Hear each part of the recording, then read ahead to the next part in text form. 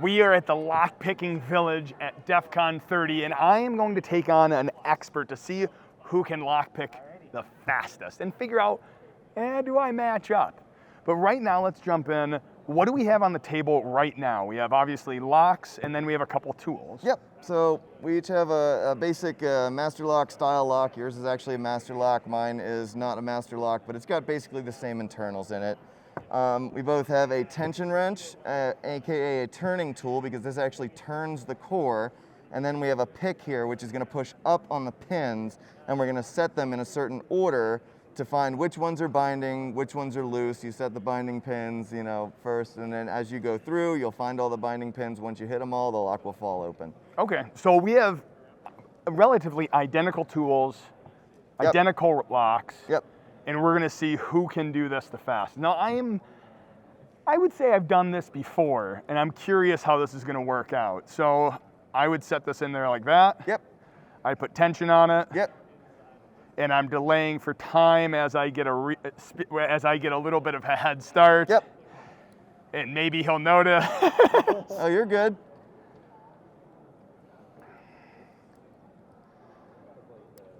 Oh, okay. That was a problem. Well, this is clearly a harder lock, isn't it? No, it's actually not. The internals are pretty similar. I think what I just did, this probably has a relatively flat key bitting. So what I did is when I set that back pin, my pick most likely kind of mimicked what the key looks like and just set all the pins at once. And that does happen sometimes. It's not uncommon for that to happen. How are you not nervous on camera? I know I'm like fumbling all over the place. I do this a lot. And a lot of these locks are pretty worn out because they've been used all weekend, but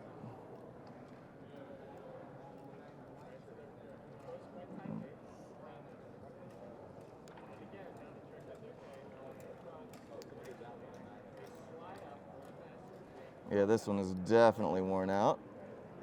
I can imagine a lot of the picks here, the locks here, tend to get worn out, or maybe even put in a place where they get unpickable a little bit. They do. Sometimes when people put too much tension on, what'll happen is the pins will actually start to deform a little bit, which will make it a lot more difficult to actually pick these locks. And unlocked. I can't believe that you're able to just blow through these locks while I'm struggling. So here's the thing though. Yes. Same tools, same locks. What makes you better than me? And I know that sounds like a weird Practice. thing. Practice. Practice.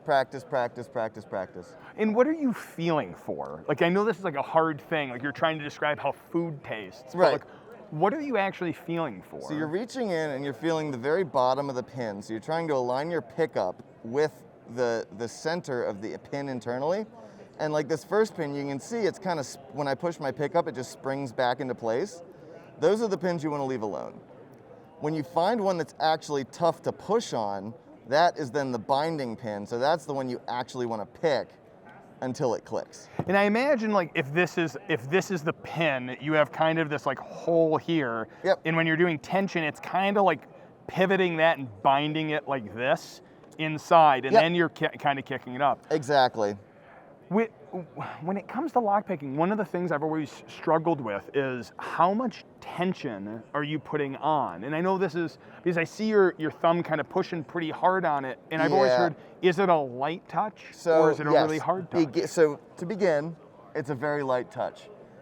Reason being, people tend to put way too much tension on. We start people out with about as much tension as it takes to push down a keyboard key, which is not much at all. So if your fingers are turning white like mine are here, that we would say is too much tension. I'm pretty experienced in this, and I tend to actually prefer heavy tension, but I've altered my techniques to accommodate that. Okay. So with a beginner putting on this much tension, what they're gonna do is they're gonna lock all the pins in place, then they're gonna go try to pick one and bend the pick. What I'm doing though is I'm putting a lot of tension on just to find the binder, the one that I wanna push on, and then when I go to pick it, I'm actually loosening up that tension to set the pin. Oh. And then I'm putting the tension back on to hold that pin in place and to find the next one. I imagine this is where practice comes in, getting that feel of the lock. Yep. Now, if I want to learn lockpicking and I want to get better at it, so I can actually like maybe compete on some semblance of a level, what is the best way to start? Is it to pick up just master locks like this, or would you suggest like a beginner set? I know Tool has these basic locks where you have 6 pins in there, and then it starts with 1 pin, and then 2 pins, and then 3. Yeah, so progressive set, when you're first getting the feel of it, a progressive set is going to be the best way to go. The reason is you can spend a lot of time on the 1 and the 2. With the 1, just 1 pin in there, you can make that pin bind or not bind. So if you don't have any tension on the lock, the pin's not binding. You can feel what it feels like to have a springy pin. Okay. Then when you force the tension on there, or put any amount of tension on there, you can feel what it feels like for that pin to resist your pick. And I actually have people spend a lot more time on the 1 and the 2 than most instructors do. Reason being, you can really drill it into your head, the difference between a binding pin and a non-binding pin. And the whole game here, when you're single pin picking, is finding the binding pin, setting it, then finding the next binding pin, and setting it, and then finding the next binding pin, and setting it, and just as soon as you've got all of them set, the lock will fall open. So you just said something like when you're doing single pin picking. Yep. So that would be picking 1 pin at a time.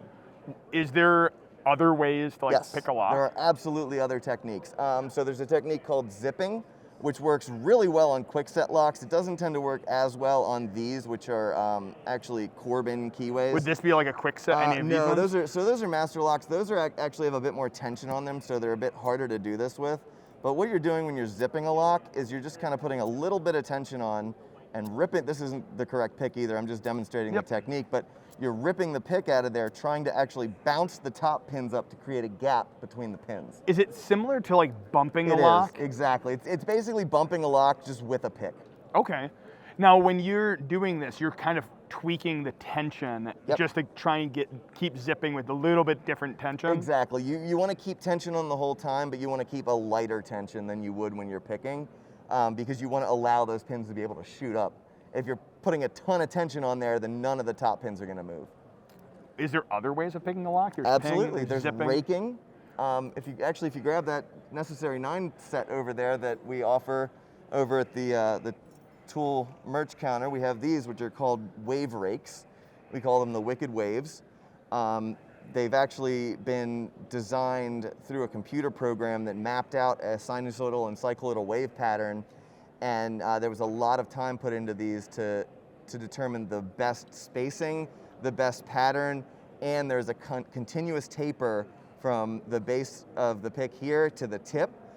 So if you look at the thickness of the pick, it actually continually decreases as you move to the tip. It's kind of hard to see, but it's definitely there. And the reason that's done is when you put pressure anywhere on that pick, it's completely equalized throughout the entire pick. But so that's just kind of how these are made, but these are what's called rakes. And the way you use these is you would insert them in, any lock. Generally you would use bottom of the keyway tension with a tensioner that fits correctly. And tension fitment is really important. It's actually more important than selecting the correct pick is selecting the correct tensioner. That is, you can see here. Hold on, you're glazing over this topic because I think this is interesting. Because when I pull a tensioner, I just grabbed any old tensioner. Yeah. I know we're distracting from the rake right now, but that's okay. How do you select the tensioner? Like, how would I know a good tensioner? So you want to select the tensioner that fits in the keyway, does not block your pick, and puts the, basically you want it to get out of the way, but also be able to put tension on the core as well. So you don't want it to block your pick, you don't want it to pinch the core, because the tensioner can move under this little piece of warding right here and actually seize up that core. And what happens then is you think you're picking the lock, but you're actually stopping it from moving by doing that. Okay. So tension fitment is way more important even than proper pick selection. Tensioning is seriously the most important part of this. That is something which has been lost on me forever. I know there's even like these ones which are like sort of sliced out, and I know you can kind of tension from the top. Exactly, too. Those are made to tension from the top of the keyway like this. We tend to not tension from the top when we're raking because the rake will knock the tensioner out of the keyway. I can actually demonstrate a little bit better with this tensioner here. When I'm raking, the waves on the rake can catch the tensioner and completely pull it out of the lock. That is the whole idea that the tensioner is actually like an important tool. I know that's sort of silly. I didn't realize there was that much like strain put on it. Yep. All right, I distracted us from raking. Yep. Yeah, see, it just happened right there. So I distracted us from raking. Let's jump back into that. How do you select which rake to use, whether it's a 4 or 5? So with rakes, you would generally just try them. Okay.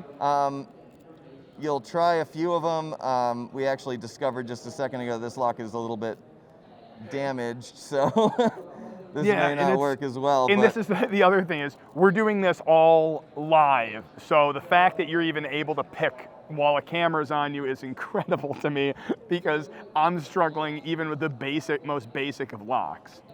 I do have a bit of practice in that, so. Let's see, yeah, the tensioner's gonna keep popping out. So with this, we've tried raking, it was zipping, single pick, raking. Is there any other ones? There are. So there are other attacks that there's a whole slew. I know we could talk for so long on this. So there is an attack which is probably not going to work on this lock, but I'll demonstrate how you do it. It's called overlifting. And an overlift attack, what you're going to do is put a tensioner into the lock. You find the right tensioner that fits. And actually, let's go this way. It's funny, by the way. I started this video going, we're going to get a basic overview, and now I'm just fascinated by all the different types because I've only known single pick and maybe raking, the zipping, and these other ones. Yeah, so what we can do is we can actually take this pick and lift all the pins as high as they'll go and put a lot of tension on that core. And then we slowly release our tension and the pins will start to fall back down. And in certain locks, this one's actually made a little bit too good for this to work, but in certain locks, what will happen is the pins will actually set themselves as you release tension. So you'll feel the individual clicks as you release tension and ultimately it'll just fall open. This is so funny, my mouth just like wide open staring at this because I know there's like the idea in some of the old master locks that you can lift it. And one of the techniques you're using, which probably the camera's been picking up on. So actually I just overlifted 4 of those pins and I just had to set the last 2. You actually got it, that's amazing. And the other technique you kind of did is you had the pick flipped over. You weren't actually picking, you were actually just using the flat end to shove it all the way up. All right, I need to ask, there's this red lock over here. Okay. We all know locks aren't all created equal. Obviously there's basic and master locks, but this doesn't feel like any more secure than these other ones. I mean, like, the master lock is heavier than this one. Like, what is, obviously I see the name on it, the ABUS, and it's more of a, I know it's a secure lock. What makes it a secure lock? So this actually serves a completely different purpose than this. This one is made to secure, you know, your shed at home or something like that. These locks are made specifically to lock out mechanical and electrical equipment for people to work on them. So these locks, they're made pretty, the exterior of this lock doesn't matter because it's not for security. They actually want to be able to break this open and get it off in case something happens to the key holder and they need to get the machine working again. But these are used for safety and they have to be destructively opened, not covertly opened. Wait, hold on. That's actually a really interesting concept. So you use the words covertly and what was it? Destructively. It would be overtly. So effectively, I want to be able to take a hammer, break this thing open, but not let it be picked. Right, exactly. So when you break this open, someone will know that it was broken open. If you pick this lock, there's a almost similar to the tapper evidence. Exactly. Like, we want to make it be able to break open, and people want to be able to open their packages, but not like be able to pull it off. Yep. Okay. Exactly. So these will be assigned to individual technicians. Each technician, that's why it has this property of on the back.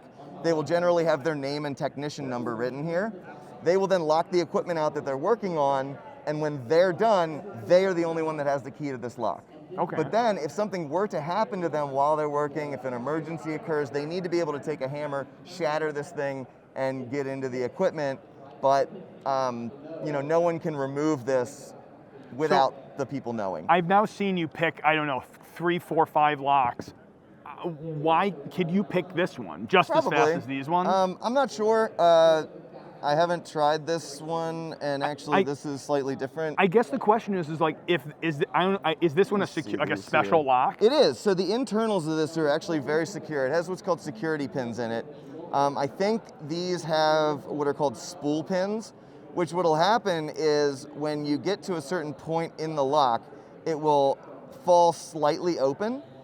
It will like try to open. I would imagine, like, again, I'll kind of use a crude example, is if this is a normal pin where this is how these things adjust, Perfect. What the So spool make it pin, like a spool of thread. So come in here, and then just make, basically you're thinning out the center. Nope. all the way? Yep, all the way. So I'll do it on this You're side. thinning out the center of the pin, making it look like a spool of thread. Yep. So like that on both sides. Exactly. So what's happening on a normal one without this, you're picking it up across, what's that line called? The shear line? Yep. You're picking this up, so if this is one pin, you're pushing it up and aligning the shear line. Where with this, you kind of pick up and it binds right here, Yep. like where the lock would come in here and bind, versus then, so what do you have to do after that? So if you have it bound like that. Yep, so what you do at that point is you'll get into what's called a false set, where the lock, you feel like it's gonna open, but it doesn't. And then you have to go through and you'll test each pin and find ones that will give you what's called counter rotation. So when you feel counter rotation, you actually feel the tensioner pushing back on this finger. Okay. And when so I'm guessing it would go, something like this a little bit. Exactly. And so when you feel that, you're gonna actually let up on the tension a bit to allow that counter rotation to push your finger out of the way.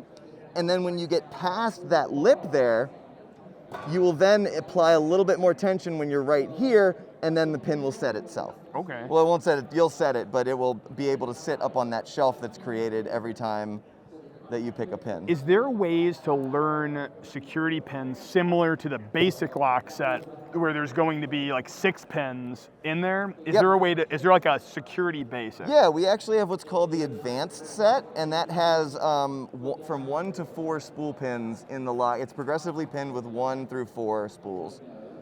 Okay. Now, we've talked about Tool so much. I mean, actually, I should say, we haven't talked about Tool nearly as much as I would like to, because it's such a cool organization.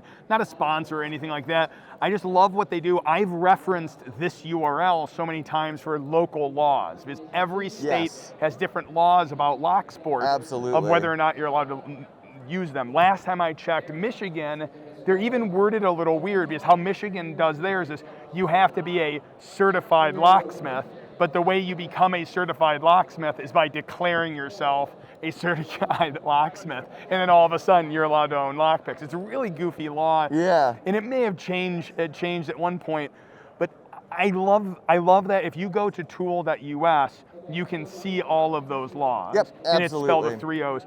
The other thing is do you know anything about Tool where you can speak to it a little bit? Is it Yeah, absolutely. Are they a nonprofit? They're a nonprofit. We're a aren't they? 501c3 nonprofit, and yeah, everything we do goes back into the organization to do things like this, to teach lockpicking to the public. We do have individual chapters all over the U.S.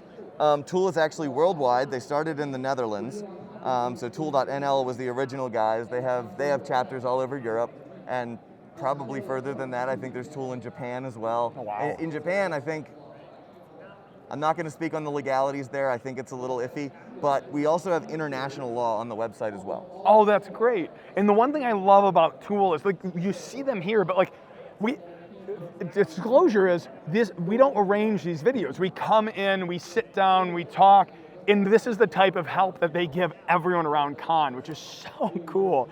The other thing is this is a great resource to buy lockpicks. I know Absolutely. it feels self-serving, you saying it, but I have bought off here. Yep. I recommend other people. Not only do you get the learning sets and everything like that around people who are passionate about it, Yep. but lockpicks are like fall into that category of, you get some really scummy companies often selling them. Absolutely. Where not only do they sell cheap things, but also like you get like a really goofy set. It's like a set with like 5 different triangles. This is a set on the site. This is actually like the set you're selling here. This one's mine too. Which- This is the set that we're selling here. It's slightly different than the set we've had in previous years. We used to actually have 6 tension tools. What we've done is we've actually changed the tension tools to where instead of just being a different width, they're actually a different thickness. And that is way more important than the width of the tool. Okay. Now, when I look at my kit, I have tons of tension tools in there. I even have metal to make tension tools on the fly because of how important tensioning is for every specific lock. But we do our best to include everything that a beginner would need to start out. So, we have the hooks here. We've got the half diamond, which can be used for both single pin picking and zipping, and also to count the pins. I didn't mention that, but it's really easy. So basically you just put the flat side in, lift all the pins all the way up, and then slowly extract it, and you'll hear the clicks. You just count the clicks, and that's how many pins are in the lock. Oh, that's cool. So we have this guy, which is kind of just to reach in the back of certain locks, and then we have the two wave rakes, which are kind of, I wouldn't say the most useful, but they're out of the set, there's a set of 4 of these, but these are kind of the ones that you'll get the majority of locks open with. We do sell a Wicked Wave set that's 4 of these, which is kind of a more complete set, but we really did try to include it in the basic set because we want to make it accessible to everyone. So if I want to start today, Yep. what would you recommend? Picking up a set like this and then maybe the basic set of locks? Absolutely. Absolutely. Awesome. And we generally offer a slight discount at cons where if you buy the 2 together, you get like $10 off. Oh, that's great. Hey, thank you so much. This is nothing, by the way. That is his handle. Thank you so much. This was so much information. The thing I learned is that the tensioning is way more important than the pick selection. That's Absolutely. huge for me. Thank you so much. Thank you for watching, and as always, hack on.